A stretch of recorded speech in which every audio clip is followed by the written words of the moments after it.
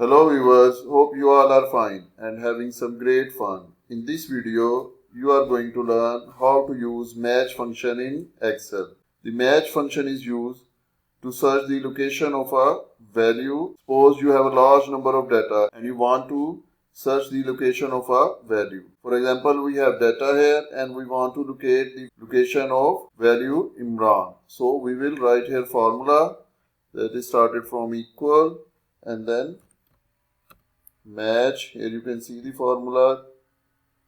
Press tab and the first parameter is lookup value. Lookup value is Imran and then comma and lookup array. Lookup array means the data.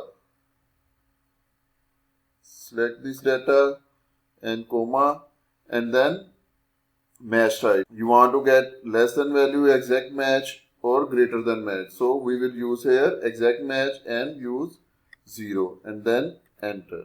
Here you can see the Excel has returned 5, that is location of Imran. You can see 1, 2, 3, 4 and 5.